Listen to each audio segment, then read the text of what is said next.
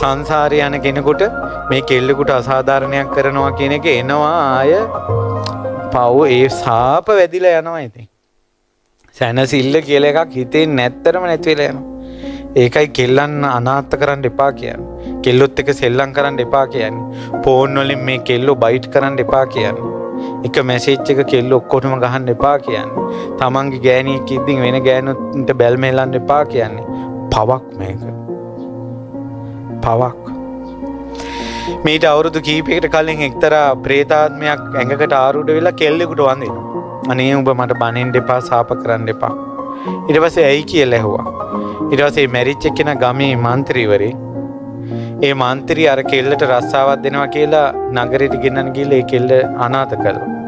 පස්සේ දවස් කීපයකින් වගේ මේ മന്ത്രി රස්සාව දෙන්න බැරි වෙලා ඇක්සිඩන්ට් වෙලා මැරිලා. പ്രേත ලෝකේ ඉපදිලා අසුචි වලක. අර කෙල්ලට මතක් වෙනවා මනුස්ස ලෝකේ අනේ මං පරිස්සම් වෙලා හිටියා අරක මගේ චරිතේ නැති කළානේ කියලා මතක් වෙනකොට කෙල්ලගේ හිතට ගින්දරක් එනවා. ඒ කෙල්ල ඒක හිතන වාරයක් පාසා අර පෙරේතයාගේ යටිපතුලෙන් ගිනි ජාලාවක් ඇවිල්ලා හිස් මුදුන දක්වා පෙරේතයා පිච්චෙනවා කියනවා අර කෙල්ල හිතන වාරයක් පාසා. ඒකයි අර පෙරේතයා ආරූඪ වෙලා කියන්නේ උඹ මට සාප කරන්න එපා කියලා. ඒ නිසා කෙල්ලෝ දෙක සෙල්ලම් කළා වගේ නෙවෙයි ඔය කෙල්ලන්ගේ හිතෙන් එන සාපේ වදිනවා පිච්චෙනවා පවුල් නැති වෙනවා.